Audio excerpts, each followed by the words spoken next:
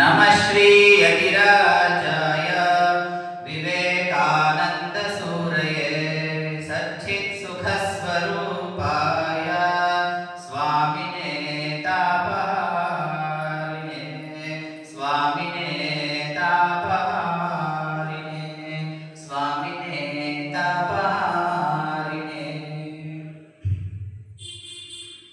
ದಿವ್ಯತ್ರಯರಿಗೆ ಭಕ್ತಿಪೂರ್ವಕ ಪ್ರಣಾಮಗಳು. ಪೂಜ್ಯ ಮಾತಾಜಿಯವರಿಗೆ ಭಕ್ತಿಪೂರ್ವಕ ಪ್ರಣಾಮಗಳನ್ನು ಸಲ್ಲಿಸ್ತೇನೆ.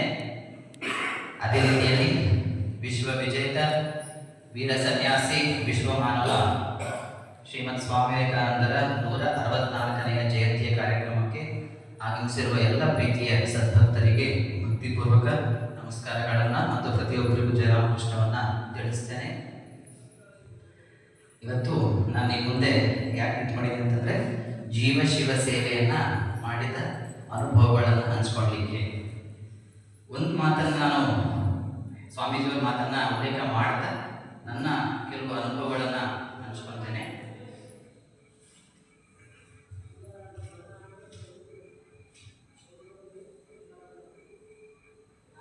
ಸ್ವಾಮೀಜಿಯವರು ಹೇಳ್ತಾರೆ ಏನಂತಂದ್ರೆ, ನಾವು ಸ್ವತಃ ಪರಿಶುದ್ಧರಾಗಿರುವುದು ಮತ್ತು ಇತರರಿಗೆ ಒಳ್ಳೆಯದನ್ನು ಮಾಡುವುದು ಇದೇ ಎಲ್ಲ ಪೂಜೆಯ ಸಾರ. ನಾವು ಸ್ವತಃ ಪರಿಶುದ್ಧರಾಗಿರುವುದು ಮತ್ತು ಇತರರಿಗೆ ಒಳ್ಳೆಯದನ್ನು ಮಾಡುವುದು ಇದೇ ಎಲ್ಲ ಪೂಜೆಯ ಸಾರ. ಯಾರು ದೀನರಲ್ಲಿ, ದುರ್ಬಲರಲ್ಲಿ, ರೋಗಿಗಳಲ್ಲಿ ಶಿವನನ್ನು ನೋಡುವವರೋ ಅವರೇ ನಿಜವಾಗಿ ಶಿವನನ್ನು ಪೂಜಿಸುವವರು. ನೋಡಿ ಎಷ್ಟು ಚೆನ್ನಾಗಿದೆ. ಯಾರು ದೀನರಲ್ಲಿ, ಯಾರು ದುರ್ಬಲರಲ್ಲಿ, ಯಾರು ರೋಗಿಗಳಲ್ಲಿ ಶಿವನನ್ನು ಕಾಣ್ತಾರೋ ಅವರೇ ನಿಜವಾಗೂ ಶಿವನನ್ನ ಪೂಜೆ ಮಾಡುವರು ಅಂತ ಸ್ವಾಮೀಜಿ ಹೇಳ್ತಾರೆ. ಒಬ್ಬನು ಕೇವಲ ವಿಗ್ರಹದಲ್ಲಿ ಮಾತ್ರ ಶಿವನನ್ನ ಕಂಡರೆ ಅಥವಾ ನೋಡಿದ್ರೆ ಅವನ ಪೂಜೆ ಬರೀನು ಗೌಣ. ಬರೇ ವಿಗ್ರಹ, ಕಲ್ಲು ವಿಗ್ರಹದಲ್ಲಿ ಆ ಶಿವನನ್ನ ನೋಡಿದ್ರೆ ಅದು ಅವನ ಪೂಜೆ ಖಂಡಿತವಾಗಿ ಗೌಣ ಆಗ್ತದೆ. ಅಂದ್ರೆ ಆ ಪೂಜೆಗೆ ಯಾವುದೇ ಮಹತ್ವ ಇರೋದಿಲ್ಲ ಅಂತ ಸ್ವಾಮೀಜಿಯವರು ಬಹಳ ಅರ್ಥಗರ್ಭಿತರಾಗಿ ಹೇಳ್ತಾರೆ. ನಾವೆಲ್ಲ ಉಪನಿಷತ್ತು ಅಂದ್ರೆ ನಮ್ಮ ಸನಾತನ ಪರಂಪರೆಯ ಮಹಾವಾಕ್ಯಗಳನ್ನು ನೀವು ಗಮನಿಸ್ತೀರ. ಏನಂತಂದ್ರೆ ಮಾತೃದೇವೋಭವ, ಪಿತೃದೇವೋಭವ, ಆಚಾರ್ಯ ದೇವೋಭವ, ಅತಿಥಿ ದೇವೋಭವ ಅಂತ. ಅದ ಸ್ವಾಮಿ ಹೇಳ್ತಾರೆ ದೀನ ದೇವೋಭವ, ದರಿದ್ರ ದೇವೋಭವ, ರೋಗಿ ದೇವೋಭವ ಅಂತ. ಅಂದ್ರೆ ನೋಡಿ, ಸಾಕ್ಷಿ ರೋಗಿಗಳಲ್ಲಿ, ದುರ್ಬಲರಲ್ಲಿ, ದೀನರಲ್ಲಿ ನೀನು ಶಿವನನ್ನ ನೋಡು, ಅವರನ್ನ ಪೂಜಿಸು, ಅವರ ಸೇವೆಯನ್ನ ಮಾಡು, ಅದು ಸಾಕ್ಷಾತ್ ಶಿವನ ಸೇವೆಯೇ ಆಗುತ್ತೆ ಅಂತ ಸ್ವಾಮೀಜಿಯವರು ಹೇಳ್ತಾರೆ. ನಿನ್ನೆ ನಾಟಕದಲ್ಲಿ ನಾನು ಸಾಮಾನ್ಯ ವ್ಯಕ್ತಿಯ ಪಾತ್ರವನ್ನು ಮಾಡಬೇಕು ಅಂತ ನಮ್ಮ ಸಂತೋಷರವರು ಹೇಳಿದ್ರು. ಅವಾಗ ನಾನು ಒಪ್ಕೊಂಡು ಆಯ್ಕೆ ಮಾಡ್ತೀನಿ ಅಂತ ಮಾಡಿದೆ. ಅದರಲ್ಲಿ ನಿನ್ನೆ ಮಾತಾಡ್ತಾ ಹೇಳಿದೆ, ನಾನು ಕೆಲವು ತತ್ವಗಳನ್ನು ಸ್ವಾಮೀಜಿಯವರ ಜೀವನವನ್ನು ಓದೋಕ್ಕಿಂತ ಮುಂಚೆ ಪಾಲಿಸ್ತಾ ಇದ್ದೆ ಅಂತ.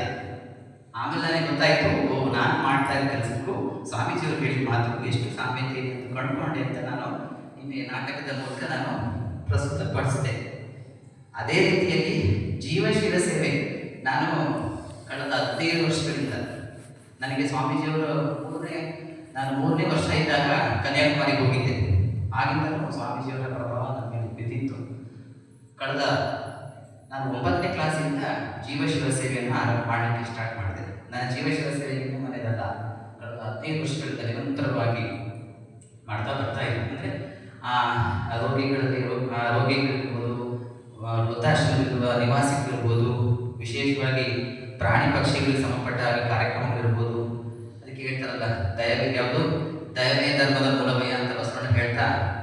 ದಯವಿರಬೇಕು ಸಕಲ ಪ್ರಾಣಿ ಪಕ್ಷಿಗಳಲ್ಲಿ ಅನ್ನೋ ರೀತಿಯಲ್ಲಿ ನಾನು ಮನುಷ್ಯರ ಸೇವೆ ಒಟ್ಟಿಗೆ ಜೀವಶಿವ ಸೇವೆನ ವಿಶೇಷವಾಗಿ ಪ್ರಾಣಿ ಪಕ್ಷಿಗಳಲ್ಲಿ, ವಿಶೇಷವಾಗಿ ದೇವರ ಸಂಬಂಧಪಟ್ಟ ಹಲವಾರು ಕಾರ್ಯಕ್ರಮವನ್ನು ಮಾಡ್ತಾ ಬಂದೆ.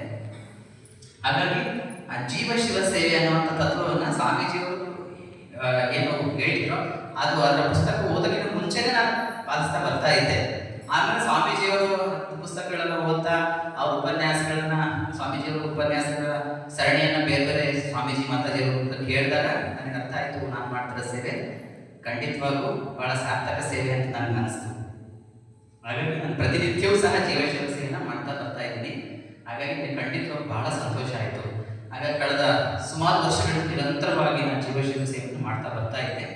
ಮತ್ತೆ ಸ್ವಾಮೀಜಿಯವರ ಜಯಂತಿಗೆ ಏನು ಮಾಡಬೇಕು ಅಂತ ಪ್ರಸ್ತಾಪ ಬಂದಾಗ ಮಾತಾಜಿಯವರು ಜೀವ ಶಿವ ಸೇವೆಯನ್ನು ಮಾಡಬೇಕು ಅಂತ ಹೇಳಿದರು. ಆ ನಿಟ್ಟಿನಲ್ಲಿ ಆಮೇಲೆ ಇನ್ನೊಂದು ನನಗೆ ಜೀವ ಶಿವ ಸೇವೆ ಮಾಡಬೇಕನ್ನೋ ಉತ್ಸಾಹವನ್ನ ಸ್ಫೂರ್ತಿಯನ್ನು ಕೊಟ್ಟಿದ್ದು ನಮ್ಮ ಮನೆಯಲ್ಲಿರೋ ನಮ್ಮ ತಾಯಿ. ಅವರು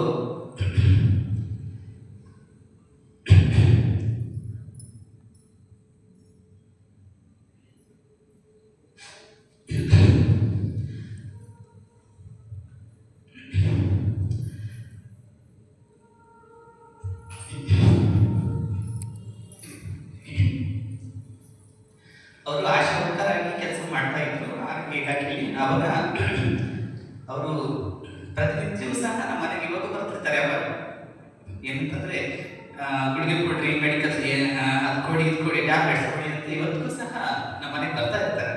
ಅಂದ್ರೆ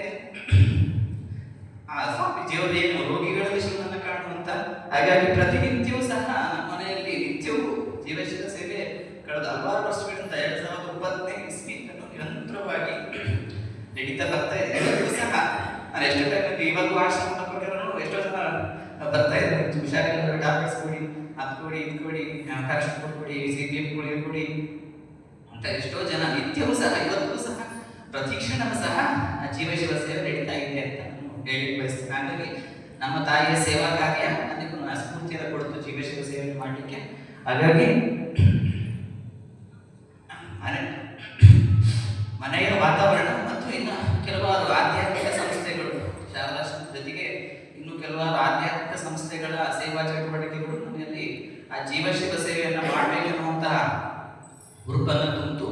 ಹಾಗಾಗಿ ನಾನು ಮಾತಾಜಿಯವರು ಹೇಳಿದಾಗ ಒಬ್ಬೊಬ್ಬರು ಒಂದೊಂದು ಕಾರ್ಯವನ್ನು ಕೈಗೊಂಡರು. ಒಬ್ಬರು ಎಕ್ಸಾಮ್ ಮಾಡಕ್ಕಂತ ಹೋದ್ರು, ಕೆಲವರು ಯಾವುದೋ ದೇವಸ್ಥಾನಕ್ಕೆ ಹೋಗಿ ಅಲ್ಲಿ ಬಂದಂಥ ಭಕ್ತರಿಗೆ ಅನ್ನಸಾರ ಕೊಟ್ಟರು, ಇನ್ನು ಕೆಲವರು ಕಿವಿಡಮುಗ ಶಾಲೆಗೆ ಹೋದ್ರು, ಇನ್ನು ಕೆಲವರು ಅವರ ಶಾಲೆಗೆ ಹೋದ್ರು. ಅವ್ರದ್ದೇ ಆದ ರೀತಿಯಲ್ಲಿ ಜೀವಶಿವ ಸೇವೆಯನ್ನು ಕೈಗೊಂಡರು. ಆದರೆ ನಂದು ಕಾನ್ಸೆಪ್ಟ್ ಫಸ್ಟ್ ಇದ್ದಿದ್ದು ಒಂದು ಹಳ್ಳಿಗೆ ಹೋಗಿ ನನ್ನ ಭಾಳ ದೊಡ್ಡ ಯೋಚನೆ ಏನಂತಂದರೆ ಕನಸು ಕಂಡು ದೊಡ್ಡದೇ ಕಾಣಬೇಕು, ಮಾಡೋದು ದೊಡ್ಡದೇ ಮಾಡಬೇಕು ಅಂತ. ಹಾಗಾಗಿ ನಾನು ದಿವ್ಯತ್ರಯರ ಫೋಟೋವನ್ನು ಪ್ರತಿಯೊಬ್ಬರ ಮನೆಗೂ ತಲುಪಿಸ್ಬೇಕು, ದಿವ್ಯತ್ರಯರ ಫೋಟೋವನ್ನು ಪ್ರತಿ ಮನೆಯ ಪ್ರತಿ ವ್ಯಕ್ತಿಗೂ ತಲುಪಿಸ್ಬೇಕು, ತನ್ಮೂಲಕ ಅವರು ಭಾಳ ಸಾರ್ಥಕ ಆಗಬೇಕು. ಅದಕ್ಕೆ ಸ್ವಾಮೀಜಿ ಹೇಳ್ತಾರಲ್ಲ, ಯಾರು ಇತರಕ್ಕೋಸ್ಕರ ಬದುಕ್ತಾರೋ ಅವ್ರದ್ದೇ ನಿಜವಾದ ಬದುಕು, ಯಾರು ತಮಗೋಸ್ಕರ ಬದುಕ್ತಾರೋ ಅವರು ಜೀವಚ್ಛವಗಳು, ಅಂದರೆ ಜೀವತ್ವಗಳು ಶವಗಳು ಅಂತ. ಯಾರು ತಮಗೋಸ್ಕರ ಬದುಕ್ತಾರೋ ಅವರು ಶವಗಳು, ಯಾರು ಇತರಕ್ಕೋಸ್ಕರ ಬದುಕ್ತಾರೋ ಅವರು ನಿಜವಾಗಿ ಬದುಕುವರು ಅಂತ ಮೈಸೂರು ಮಹಾರಾಜರಿಗೆ ಬಂದಂಥ ಪತ್ರದಲ್ಲಿ ಸ್ವಾಮೀಜಿಯವರು ಉಲ್ಲೇಖ ಮಾಡ್ತಾ ಮೈಸೂರು ಮಹಾರಾಜರಿಗೆ ಹೇಳ್ತಾರೆ. ಹಾಗಾಗಿ ಮೊನ್ನೆ ಮೈಸೂರು ರಾಮಕೃಷ್ಣ ಶತಮಾನೋತ್ಸವ ಪಾಂಪ್ಲೆಟಲ್ಲಿ ಆ ಪದವನ್ನು ಬಳಸಿದ್ರು, ಈ ಸೂಕ್ಷ್ಮ ಗಮನಿಸಿ ಗೊತ್ತಾಗುತ್ತೆ. ಹಾಗಾಗಿ ನಾನು ಆ ನಿಟ್ಟಿನಲ್ಲಿ ದಿವ್ಯತ್ರಯ ಫೋಟೋವನ್ನು ಪ್ರತಿ ಮನೆಗೆ ಕೊಡಬೇಕು ಅಂತ ನಾನು ಯೋಜನೆ ಹಾಕೊಂಡೆ. ಅದರೊಟ್ಟಿಗೆ ದಿವ್ಯತ್ರಯ ಪುಸ್ತಕವನ್ನು ಕೊಡಬೇಕು, ಅದರೊಟ್ಟಿಗೆ ಕೆಲವರು ಫೋಟೋ ಪೂಜೆ ಮಾಡೋಕ್ಕೂ ಆಗಬೇಕು ಅಂತಾರೆ, ಕೆಲವರು ಪುಸ್ತಕದ ಓದಕ್ಕೆ ಬರಲ್ಲ, ಹಳ್ಳಿ ಜನ ಓದಕ್ಕೆ ಬರಲ್ಲ ಅಂತಾರೆ. ಇನ್ನು ಕೆಲವರು ಏನಂತಂದ್ರೆ ಸ್ವೀಟು ಅಥವಾ ಪ್ರಸಾದ ಕೊಟ್ಟರೆ ಭಾಳ ಚೆನ್ನಾಗಿ ಅಂತಂದ್ರೆ ಇನ್ನೊಂದು ಕೊಡೋ ಅಂತ ಹೇಳ್ತಾರೆ. ಹಾಗಾಗಿ ನಾನು ಪ್ರತಿ ಮನೆಗೂ ಸ್ವೀಟ್ ಕೊಡ್ಬೇಕಂತ ಮಾತಾಜಿಯವರು ಹೇಳಿದಾಗ ಮಾತಾಜಿಯವರು ಆಯ್ತು ಖಂಡಿತವಾಗಿ ಕೊಡು ಅಂತ ಹೇಳಿದ್ರು. ಹಾಗಾಗಿ ನಾನು ಕಾಟಮಳ್ಳಿ ಚಳ್ಳಕೆರೆ ತಾಲೂಕು ನೇರಲಗುಂಟೆಯಿಂದ ಮುಂದಕ್ಕೆ ಹೋಗಿ ಅಲ್ಲಿ ಬರುತ್ತಿರಬೇಕು. ಅಲ್ಲಿ ಪೂರ್ತಿ ಬಸ್ಗಳು ಒಳಗಡೆ ಹೋಗೋದಿಲ್ಲ ಅಂತ ಸಂದರ್ಭದಲ್ಲಿ ನಾನು ಗಾಡಿಯಲ್ಲಿ ಹೋದೆ. ಅಲ್ಲಿ ಆ ದಿವ್ಯತ್ರಯರ ಫೋಟೋವನ್ನು ಕೊಡೋದಕ್ಕಿಂತ ಮುಂಚೆ ಅದು ಫಸ್ಟ್ ನನ್ನ ಯೋಜನೆ ಇತ್ತು. ಅಂದರೆ ಫೋಟೋವನ್ನು ಕೊಡಬೇಕು, ಮತ್ತೆ ಬುಕ್ಸನ್ನು ಕೊಡಬೇಕು, ಮತ್ತೆ ಸ್ವೀಟನ್ನು ಕೊಡಬೇಕು. ಪ್ರತಿಯೊಬ್ಬರಿಗೂ ಸ್ವಾಮೀಜಿಯವರ ಜಯಂತಿ ಪ್ರಯುಕ್ತ ಸ್ವೀಟನ್ನು ಕೊಡಬೇಕು ಅಂತ ನಾನು ಯೋಜನೆ ಹಾಕೊಂಡೆ. ಆನಂತರ ಮಾತಾಜಿಯವರು ಹೆಚ್ಚಿನ ಧನ ಸಹಾಯವನ್ನು ಒದಗಿಸಿದ್ರು. ಇಷ್ಟು ಕೊಡ್ತೇವೆ, ಅಷ್ಟು ಉಪಯೋಗಿಸ್ಕೊಡಿ ಅಂತ ಹೇಳಿದರು, ಎಲ್ಲರೂ ಹೇಳಿದರು. ಆದರೆ ಕೆಲವರು ಉಪಯೋಗಿಸ್ಕೊಂಡ್ರು, ಕೆಲವರು ಆಮೇಲೆ ಮಾತಾಜಿಯವರು ಅವ್ರಿಗೆಲ್ಲ ಅಮೌಂಟ್ ಎಲ್ಲ ಕೊಡ್ತಾ ಇದ್ದಲ್ಲ, ಬಳಸ್ಕೊಳ್ಳಿ ಅಂತ ಹೇಳಿದ್ರು. ಆದರೂ ಇಲ್ಲಿ ಖರ್ಚು ಮಾಡೋದು ಬೇಡ ಅಂತ ಎಲ್ಲ ಸುಮ್ಮನೆ ಹಂಗೆ ಇಟ್ಕೊಂಡ್ರು. ಅದು ಮುಂದಿನ ದಿನಗಳ ಬಳಕೆ ಆಗುತ್ತೆ. ಆದರೆ ನನಗೆ ಕೊಟ್ಟಿದ್ದ ಅಮೌಂಟಲ್ಲಿ ಒಂದು ಸ್ವಲ್ಪ ಒಂದು 5% ಉಳಿಸಿದ್ದೀನಿ ಅಷ್ಟೇ. 90 to 95% ಹಣವನ್ನು ಜೀವಶಿವ ಸೇವೆಗೆ ಬಳಸಿದ್ದೀನಿ. ಹಾಗಾಗಿ ನಾನು ಅದೇ ಅಲ್ಲಿ ಕಾಟಮಳ್ಳಿ ಶಾಲೆಗೆ ಪ್ರತಿ ಶನಿವಾರ ನಾನು ಕ್ಲಾಸ್ ಮಾಡಕ್ಕೆ ಹೋಗ್ತಾ ಇದ್ದೆ. ನಿಮಗೆಲ್ಲ ಗೊತ್ತಿರುವ ಹಾಗೆ ಶ್ರೀಮತಿ CS ಭಾರತಿ ಅವರು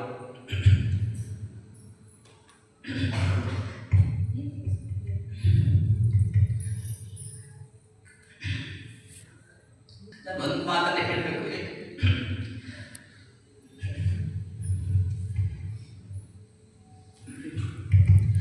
ಭಾರತೀಯ